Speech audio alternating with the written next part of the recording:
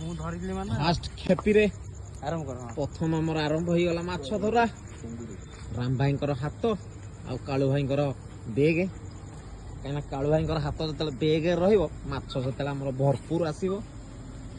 ସେପଟେ ଭାଗ୍ୟ ମାଛ ଉଡା ଯାଇ ଖାଲି ଯେ କି ମାଛକୁ 3 ମିନିଟ୍ ହେଲେ ବି ଚଳିବ ହେଲା। ହୁଡଉଛନ୍ତି। ମତେ ଦବୁ ଦେଖ, ମୁଁ ଦେଖଉଛି ହେଲା। ନିଶ୍ଚିନ୍ତ କାଳୁ ଭାଇ ଗୋଟେ ଚାଲିଲେ। ଦେଖନ୍ତୁ ଆଜ୍ଞା, ଏ କୋଉ ମାଛ? କଳା ବଇଁଶୀ ନା ଧଳା ବଇଁଶୀ? ନାଲି ବଇଁଶୀ। ନାଲି ବଇଁଶୀ, ଆଚ୍ଛା ଆଚ୍ଛା। ଚିଙ୍ଗୁଡି, ବଡ ଚିଙ୍ଗୁଡି ଜାଲରେ ପଡିଛି, ବଡ ଚିଙ୍ଗୁଡି। ଭାଗ୍ୟ ମାଛ ଉଡେଇବାରେ ବ୍ୟସ୍ତ। ସେକେଣ୍ଡ ଖପି ଦେଖାଯାଉ ରାମ ଭାଇଙ୍କର।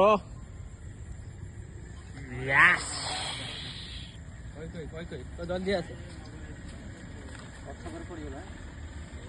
କହୁନୁ ଡାଇଲଗ ଟା। କାଳୁ ଭାଇ ଯିଏ କି ଅତି ବ୍ୟଗ୍ର ଅଛନ୍ତି, ଜାଲ ପଡୁ ପଡୁ ବେଗ ଧରିକି ଯାଇ ପହଞ୍ଚି ଯାଉଛନ୍ତି। ମାଛ ଗୁଡିକ ବୋଧେ ଭାଉଜଙ୍କ ପାଇଁ ନେବେ। ବଢିଆ କହୁଛ। ଆମର ଭାଗ ବୋଧେ ନଥବ। ପ୍ରଥମରୁ କାଳୁ ଭାଇଙ୍କ ମନରେ ଭାରି ଖୁସି। କାନନ ଯିଏ କି କେବଳ ସନ୍ଧ୍ୟାରେ ଆପଣ ମାନଙ୍କୁ ସ୍ୱାଗତ। ଆମେ ଶ୍ରୀରାମଚନ୍ଦ୍ରଙ୍କୁ ଡକେଇଛୁ ମାଛ ମାରିବା ପାଇଁ, ଯାହାଙ୍କ ହାତରେ ମାଛ ଭରପୁର ପଡୁଛନ୍ତି। ଆଉ ଆମ ପାଖେ ଅଛନ୍ତି ତାଙ୍କ ସମସ୍କନ୍ଦ ଶ୍ରୀରାମଚନ୍ଦ୍ରଙ୍କ ହରେ କୃଷ୍ଣ। ଏଇଟା ଆମ ଗାଁ ଦେଖିଛ, ଯିଏକି ରାଜନ କଣ ତା ନାଁ? ଆମ ଗାଁ ଟିକେ ଥିଲା ତା ଚର୍ଚ୍ଚା ସାହିରେ ଗୋଟେ ଜଣା ପଡୁଛି। ବୋଲିଂ କରେନି ତ ଆମେ ଚିହ୍ନିନୁ ଭାଇ। ଆହୁରି ଏକ ବଡ ଚିଙ୍ଗୁଡି, ବାଗଦା ଚିଙ୍ଗୁଡି। ଇଏ ହଉଛି କଣ କଥା ନ କରି ଭାଇ? ଇଏ ହଉଛି ଆମର କଣ? ଆମ ପୋଲ। ଆଚ୍ଛା, ଆମ ପୋଲ। ଇଏ ଆମ ପୋଲ ସହିତ ଇଏ ଭାଗ୍ୟଙ୍କ ପୋଲ। ଇଏ ମଧ୍ୟ ଭାଗ୍ୟଙ୍କର। ଭାଗ୍ୟ ଯିଏ କି ଏ ପୋଲର ମାଲିକ। ଏ ପୋଲର ମାଲିକ। ପ୍ରଥମେ ଘାଟର ମାଲିକ। ପ୍ରଥମେ ଯେତେବେଳେ ଏଠି ଘାଟ ଚାଲିଥିଲା, ତାଙ୍କ ଭରସାରେ ଆମେ ଆଜି ଆସି ପହଞ୍ଚି ଯାଇଛୁ ଏଠି ମାଛ ଧରିବା ପାଇଁ। ଯାହାକୁ ତତ୍ତ୍ୱାବଧାନରେ ବର୍ତ୍ତମାନ ଚାଲିଛି ମାଛ ଧରା। ଦ୍ୱିତୀୟ କ୍ଷେପି।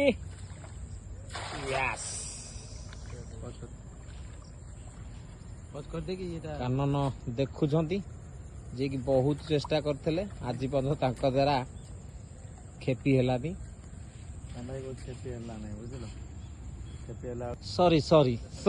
ସରି ମୋହନ ମାଝୀ, ସରି, ଆମ ଦ୍ୱାରା ଭୁଲ ହେଇଗଲା। କାନନ ଶିଖି ସାରିଛନ୍ତି, ଗୋଲ ଗୋଲ କରି ପକାନ୍ତି। ଆରେ ମୁଁ ଦେଖିବାକୁ ପାଇଛି ତମାନେ ଗୋଲ ପକେଇ ପାରୁଛ। କାନନ ଆଉ ଟିକେ ଅଫଟା ପଳେଇଥିଲେ ଗାଁଟା ହେଇଥାନ୍ତା।